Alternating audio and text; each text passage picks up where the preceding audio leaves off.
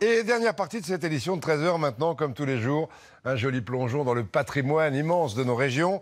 Dans un instant, on ira en Guyane et à Dunkerque pour les carnavals. Auparavant, je vous propose d'aller en Ardèche avec vous pour pousser ensemble la porte d'un petit bistrot de pays.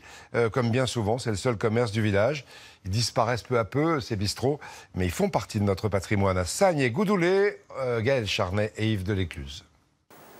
C'est ainsi chaque matin à Sagnes-et-Goudoulet. Une journée qui commence par la visite du boulanger. Bonjour Marie. Allez, un peu de pain frais. Super. Il vient du village voisin et amène avec lui les précieuses baguettes. Du pain tout frais, tout chaud. S'il n'y a pas de boulanger, il n'y a plus rien. Et s'il n'y a pas de gâteau non plus. Voilà donc le signal pour les quelques habitants. 7 jours sur 7, été comme hiver, ils trouveront toujours ici du pain.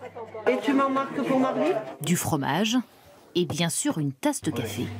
Ici, pour moi, c'est l'âme du village quand même. C'est l'âme du village parce qu'il y a le dépôt de pain. C'est là où tout le monde se rencontre. Le dernier commerce de ce bourg de 130 habitants. Et cela fait des générations que ça dure.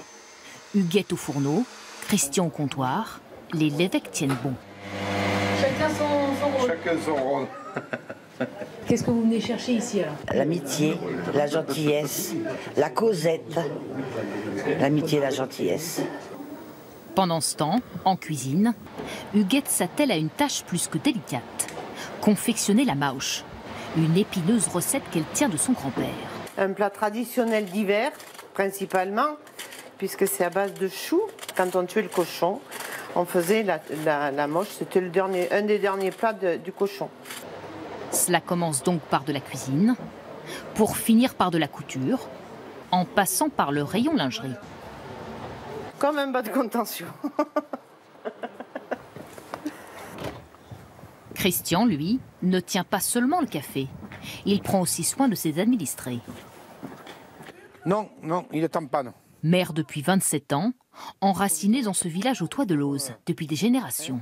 Faire vivre le bistrot, c'est donc une question de fierté. C'est sûr que c'est plus difficile, il faut s'accrocher. Comme on dit, il faut y être né pour pouvoir y vivre, mais bon, c'est un choix et puis on tient à ce qu'il y ait un peu de vie. Midi, le bar se transforme en restaurant. On vient parfois de loin pour goûter à la spécialité qui a cuit 4 heures. Et voilà la manche. Huguette tient à servir elle-même les clients. Après ça, on peut affronter moins 20, tranquille. On peut sortir dans la burle, il n'y a pas de problème pour les Ardéchois. Ben, en fait, il y a plusieurs manières de la faire. Ici, je pense que c'est la meilleure du secteur. On est là tout le temps. Beaucoup d'heures de présence. Mais quelle récompense derrière. La récompense, des clients heureux, qui se souviendront qu'à Sagnes-et-Goudoulet, il y a au moins un bistrot. Et maintenant, tout le monde le sait.